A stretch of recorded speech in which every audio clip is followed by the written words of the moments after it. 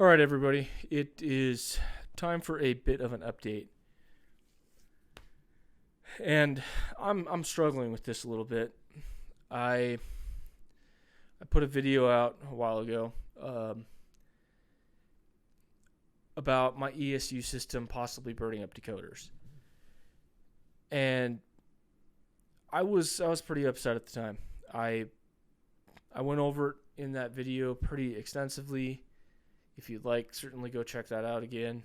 I probably am going to get some details wrong. It's been a good period of time at this point, but I'm going to quickly go over kind of the backstory of what's going on here, and then I'm going to talk about what kind of came of this situation. Some people have asked, and it's been a couple of months since I brought it up, and honestly, I'm kind of just getting back into the swing of things with this, and I ran into some issues. So this all started several years ago. I kind of moved back into the hobby and got myself my first DCC system. And matter of fact, I still have it. It's a Digitrax DCS51. It's on my review layout. I kept it, I don't know, maybe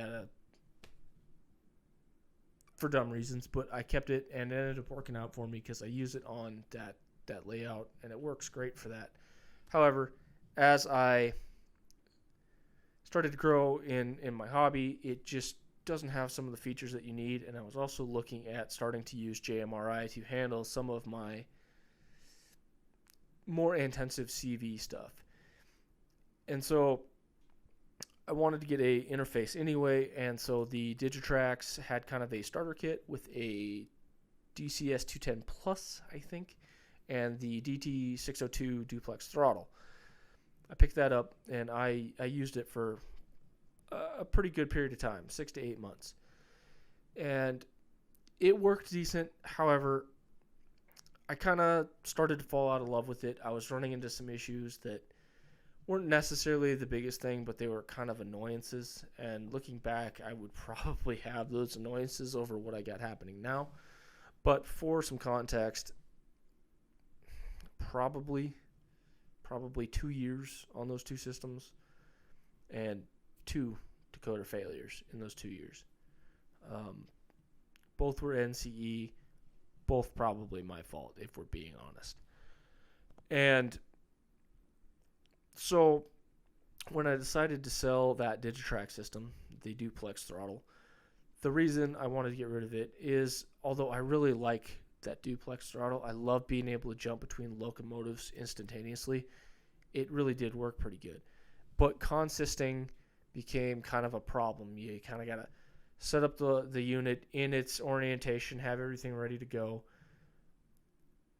each individual locomotive, and then add it to consist and hope that everything worked properly.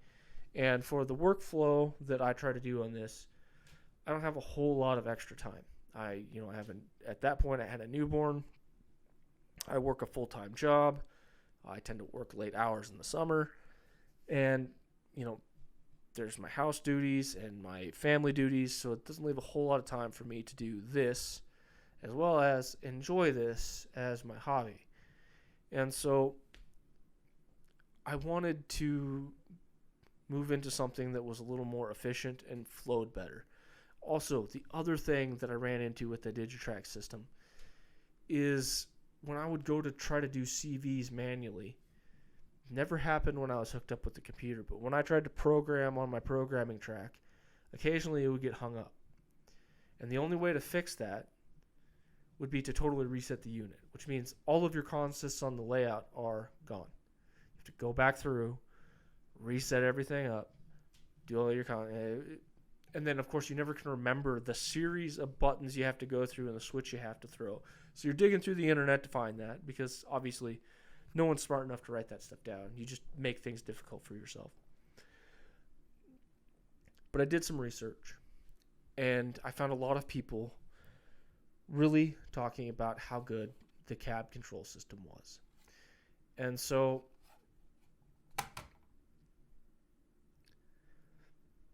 if you are unfamiliar with this is 2022, kind of at the trailing end of the electronics shortage.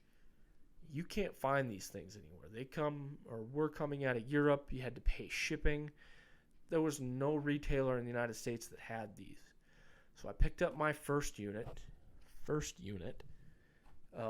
new, but from an eBay seller. So no warranty on this thing. And I fell in love with this thing nearly immediately. It had more than enough power. I never had issues occasionally with that Digitrack system, especially if you had a few locomotives running and you would swap back and forth directions relatively quickly. You'd trigger trip protection. You'd pull too many amps and it would pop the system off. This thing had some power and powered programming track. Yes, please. Thank you. That's awesome. You don't have to switch it. You can just drive a locomotive on it, make a quick CV change, back it off. Instantaneous on-track, power doesn't shut off, on-track programming. Awesome. Immediately fell in love with this thing.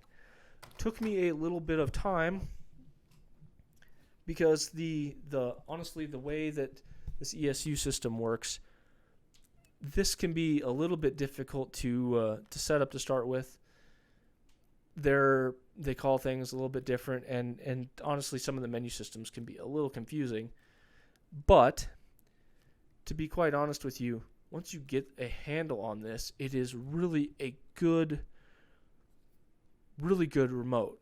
And the way that this your potentiometer here works, really nice and smooth.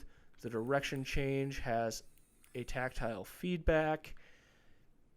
When you switch to another locomotive, it moves to the throttle position.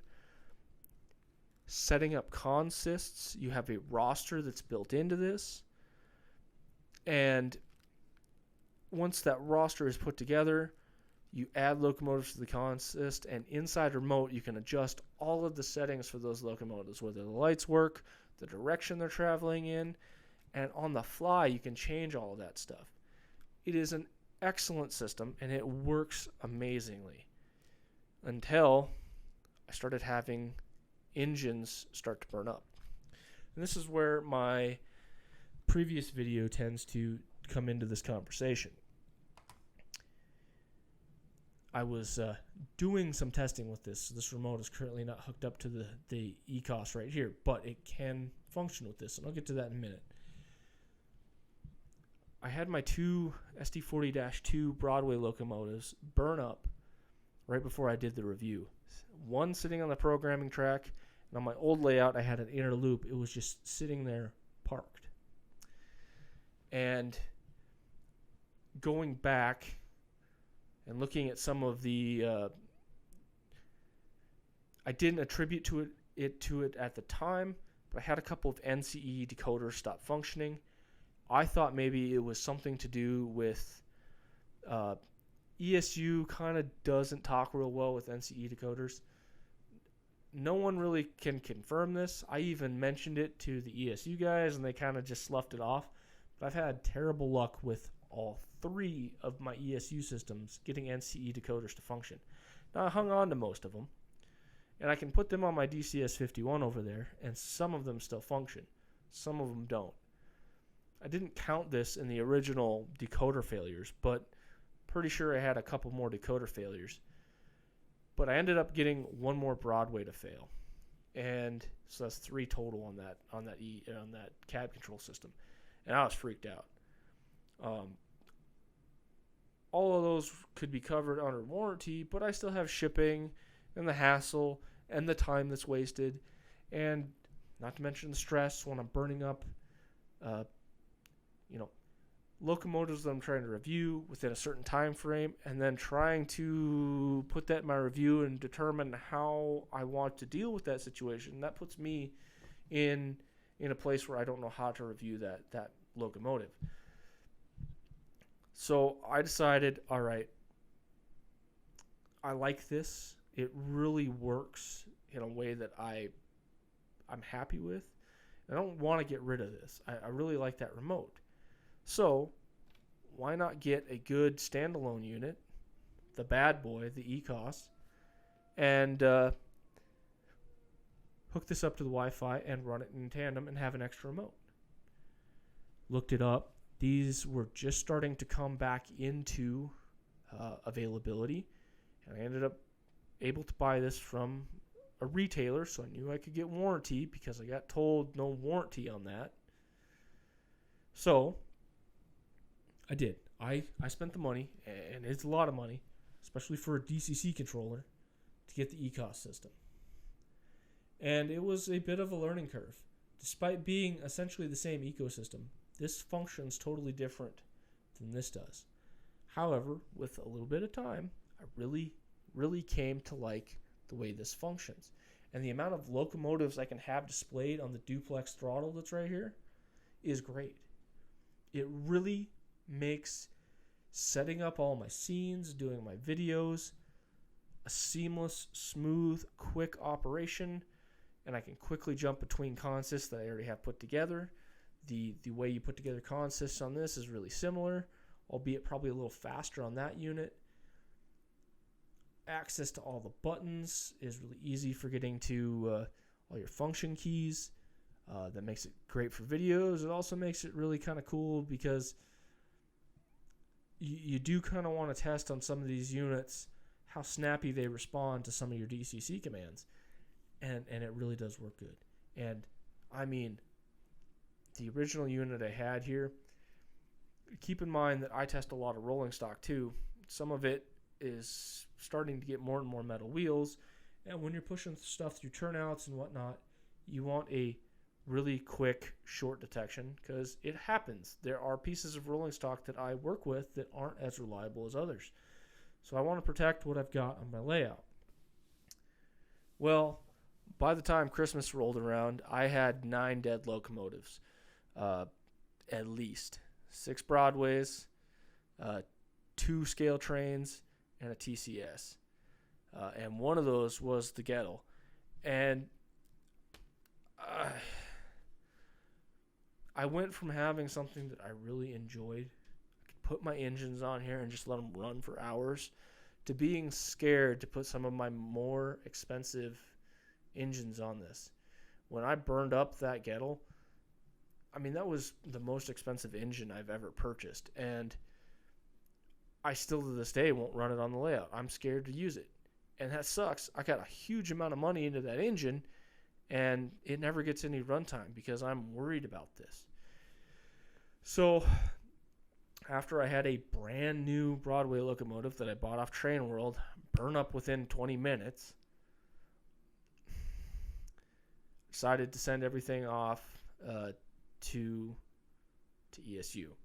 So, of course, Christmas happens, and there's a little bit of lag time between when I go back to work. That's where I ship stuff out of. It's right about the first of the year. Not this unit, but my original ECOS, which was brand new, and this new but not new cab control system got sent back to ESU. Some time goes by. Shipping takes a period of time. They get it. They got other stuff to do. I assumed that they were thoroughly testing these units. After talking to them, they hooked up my ECOS, ran it for 20 or 30 minutes in one direction, flipped the engine to go the other direction, and it burned up. So the guy's like, all right, yeah, there's something wrong with that. We'll send you another one. Did you test my cab control system? I did a little bit. Didn't seem to have any problems.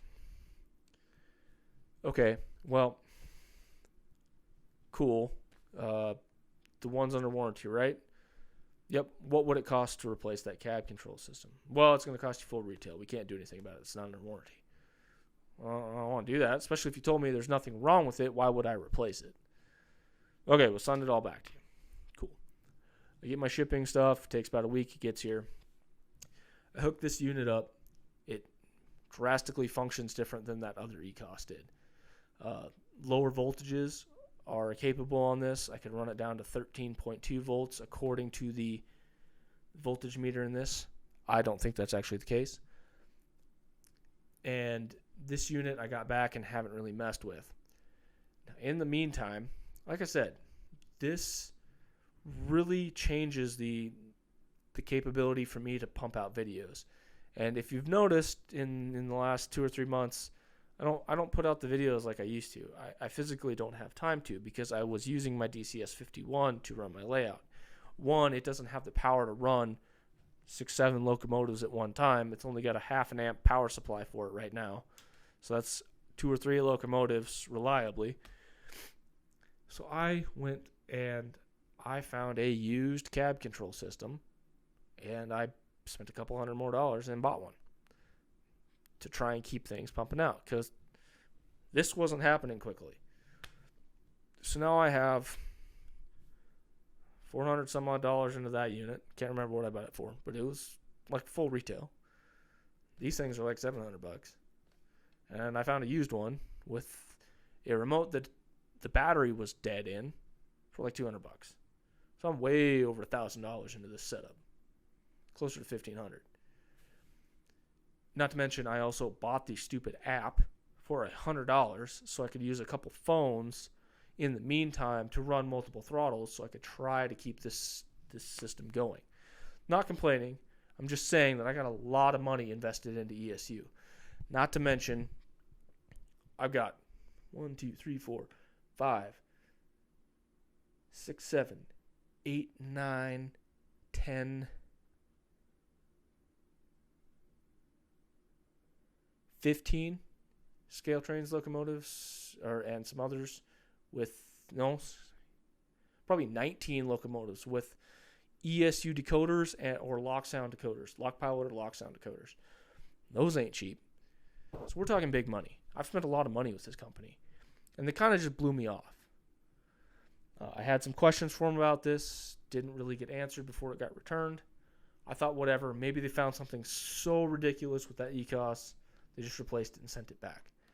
So, honestly, in the meantime, you haven't seen many Broadway locomotives on my layout while I was running that other cab control unit. I also didn't do any long run times. It seemed to me that it was always after sitting on the layout for a long period of time, kind of like heat buildup or something to that nature. I don't know if it was capacitor overcharge or something.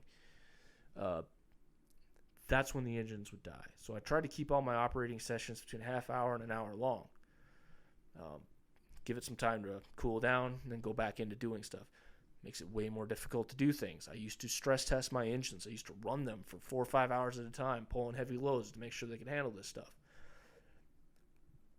Again, there's been a change in my content. This is why. So I got this unit back.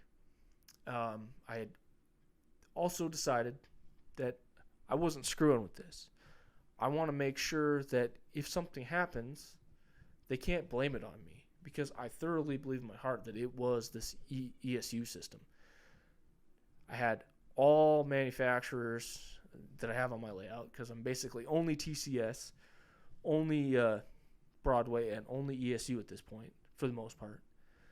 They were the only ones burning up. Well, they're the only things I have to put on my layout that I can burn up. So yeah, they're the only things that can burn up.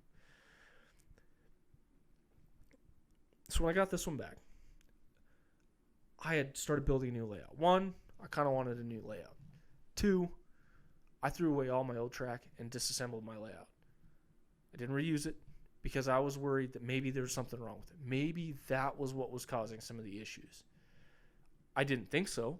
I don't know how it could, because if there was a problem with the track, if it was shorting out, or there was, and again, when I first went through this with them, I totally unwired my layout, ohm checked the entirety of the layout, as well as all my feeders to make sure there was no high resistance or any crossover between my inner and outer rail, because that's how I wire the system. Because on the back side, you want to make sure outer rail to the outer rail, right?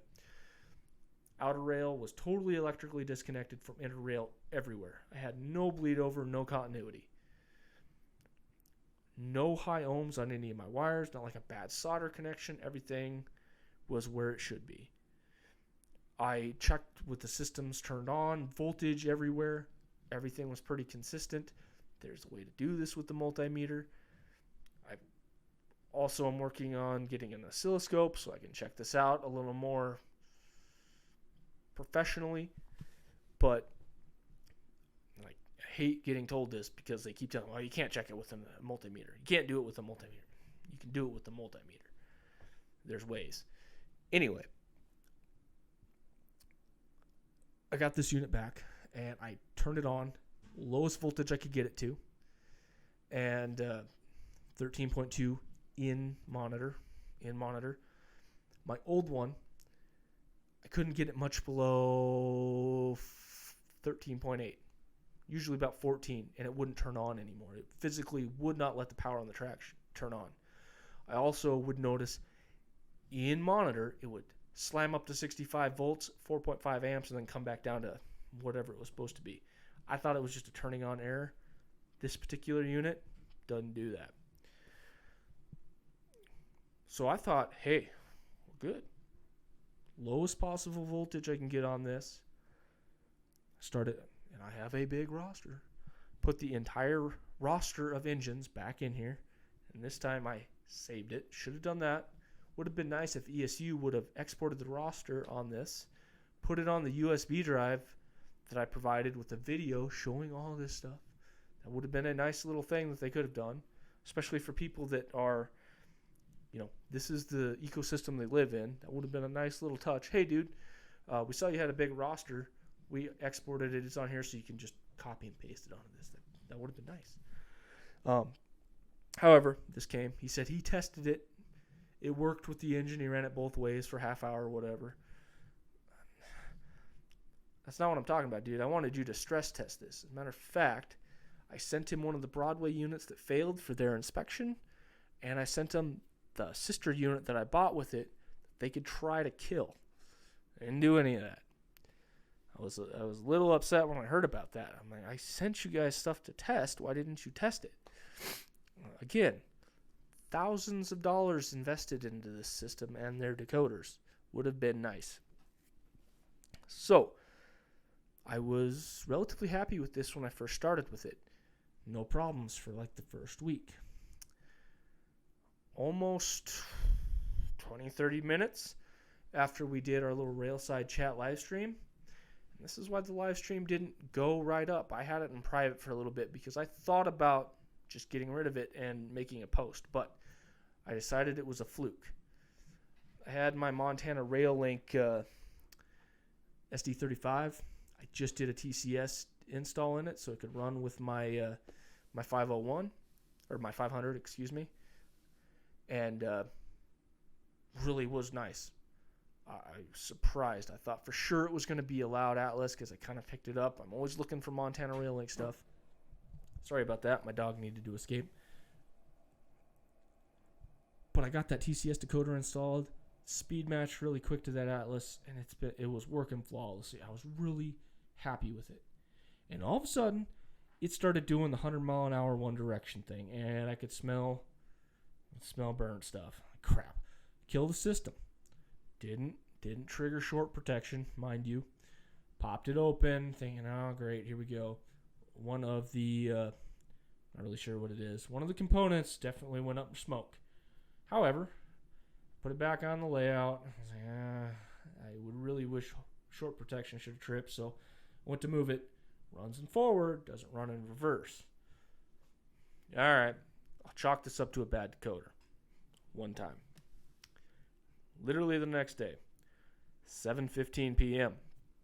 Running locos. I'm not even really doing anything crazy. I got a couple engines running down below here. And if you can see right here, I picked up a couple more Walthers GP38-2s. And they came with Digitrax decoders installed. And I kind of had this idea. I was curious. I always tote TCS decoders. You can just slap them in Cato units. Type in my little CVs that I've got, and they're speed matched with all my other Cato units. It's one of the things I love about those TCS decoders is they are easy to get working. And I was curious. I wonder if I grab my 2102 BNSF unit and my other UP unit. I pulled the lids off of them. I was speed matching them on this loop so I could swap the decoders back and forth. See if the speed match, if they stayed speed matched if I swapped them. if you could put a TCS decoder in something and it would just work. So I was just curious. It was something I was going to try. So I was actually sitting at my desk right over there. I had my remote hooked up, and I was programming on the main. I was adjusting my CV6, trying to get them to run around this loop at the same speed. And I kind of turned around because I was pulling up the Digitrack CV thing because I was going to maybe look into doing some lighting stuff on these. So I was doing two things at once, and I heard a pop and a crack and stink, and I turned around. The TCS decoder on what would be 2102 was on fire. Literally spewing flames and spitting sparks. The short protection did not trip again on this unit. And I don't know if I can get this in frame or not. If you can quite tell there. But that is the damage. Literally on fire. So I have master switches right over here for my lights and some of my other stuff, as well as the main track power. I ran over there, flipped that, pulled the locomotive off. Honestly, total luck that I had the top off of this. And it was just dumb luck that I did. Otherwise, I probably would have melted a relatively rare locomotive at this point. Like, you don't just find these things every day on eBay. They don't make them anymore. So at least my body's still good. So I'll be able to replace this decoder.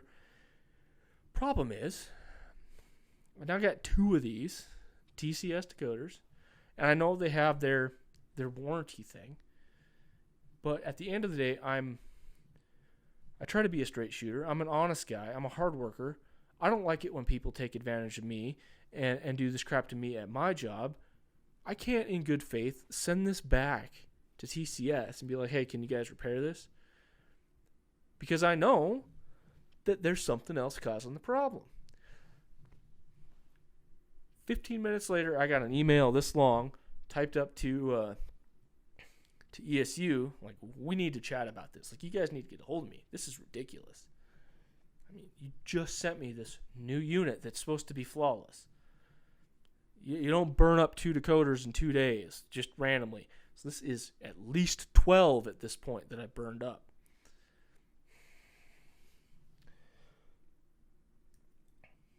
I get an email the next morning. Yeah, these are our office hours. You can call us anytime. Well, I have a job to work, and all of these companies have weird hours that you can call them. So it ended up being Thursday of this last week. I called them right away in the morning, like as it flipped to 7 o'clock my time. Oh, he's on the phone. He'll have to call you back. Hour later, I get a call, and it's the guy that worked on this. Not the guy I originally talked to. The guy I originally talked to made some promises that weren't actually upheld, which, whatever. I don't expect them to do what he said. He just had made some promises, and that's fine. He's like, yeah, dude, everything you've explained is, there should be nothing wrong. My other guys, like, you should probably have heavier feeders. 22 gauge to your distribution boards, I think is okay, but he thinks it might be a little light. I don't know. You could buy Cato feeders, and they're probably lighter gauge. I think they're 24, and these are 22s, and solid core. So, I mean, they're robust wires. And I'm 18 to all of my distribution boards. I don't know, and I have several feeders for each loop, so it's not like you can actually divide the... there's a way to do this. Like, in the audio world, if you needed 10 gauge, you could do 2 sets of 12s, and you would actually have, better than 10 gauge or whatever. It's something of that nature. But, I got 2 feeders per loop and whatnot, so the draw gets split between both of them, so it's not like it's just going through one little wire. And I've done some testing. I did some voltage testing, and what's in monitor doesn't necessarily match what I'm measuring on layout. I'm getting closer to 14 volts, which is what the DC unit down here is outputting. Mind you, this isn't really AC, but it kind of is. if you're doing it, you end up kind of with half a duty cycle of 14 volts, and I'm reading like 7.1 per rail. I also busted out a buddy's oscilloscope. It's analog, little difficult, kind of finicky. It's literally Vietnam era. I'm reading like 13.8, 13.9 volts across the two of them, which, depending on how you hook it up, either looks like 28 or a perfect 14 square wave, 0 to 14. Anyway, whatever's in monitor here doesn't match what I'm actually getting on rail, which even at 14 volts, we should be pretty good, because 14 into the decoders should be fine. I have talked to Broadway. 15 volts is more than acceptable. Haven't gotten information back from TCS, but I would think 14, 13.8 should be okay on theirs. ESU, which I did have issues with 2 of them at least, maybe 3, they tell me they can handle like 16, 17 volts continuously on their N-scale decoders. So that's not a problem. And as it gets to the motors, this is pulse width modulated. The motors don't get full voltage all the time. I'm never running these things full tilt, so the motors are never getting that kind of voltage. So the only thing I can maybe put together is there's voltage spikes, which unless I'm sitting here with a digital digital oscilloscope, because I'm not really sure how I could put an ammeter in line here, watching for voltage spikes, which would probably mean there's also amperage spikes somewhere, and logging it over a period of time, I'm never going to catch that because it's going to be pretty snappy and it just happens. So it's not like it's measurable. It's either that or, like I said, there's kind of maybe a heat buildup thing. Like the components just keep getting a little warmer, a little warmer, a little warmer, a little warmer until they finally fail. And that's a possibility too. I don't know. All I can tell you is this failed really quickly. That 701, which is right over there, had only been running for about an hour, and it failed, kind of. But basically, after talking to them, they're like, yeah, dude, everything we tested, it's fine. Go talk to the decoder manufacturers. There's got to be something wrong with their stuff. And I always hear this. Well, all the Broadway stuff we've ever tested has been junk. Yeah, I hear that. However, I had maybe one Paragon 3 unit fail. All the rest, brand new Paragon 4s. And, yeah, okay, cool. Maybe, except I ran several Paragon 4s on my old systems for lots of hours, for lots of continuous hours, and never really ran into an issue. So, I am now, if you've stuck with me this long, which is kind of me just venting, so I appreciate you watching this if you are. This is where I'm stuck, because I am in a serious rock and a hard place situation. I have 2 cab control units, one that may cause problems, but I haven't had it kill anything yet. But I've also been avoiding possible problem child situations, which does not work with the workflow and the testing that I tried to put on my engines. So I could probably sell that one in good faith for, if I can get what I bought it for, great. That, I know burned up engines. And I said, I'm an honest guy. I can't in good faith sell that to anybody. Especially where I am constantly saying that I want this hobby to be just fun again. Like, dealing with all these problems, especially through 2020, when we had all of this shortage crap, and locomotive quality was really on the downhill slide, and we've been starting to come back up, and it's been nice. I've been enjoying my hobby again in certain respects. Those Atlas locomotives right there have been awesome, and I can't wait for the review. They are excellent. And And so, yeah, I'm constantly advocating for manufacturers putting out good equipment that's going to be reliable so us end users can enjoy our hobby and not have to deal with this crap. So I can't in good faith sell that to someone. No one is probably going to burn up their stuff. That's a crappy situation to be in.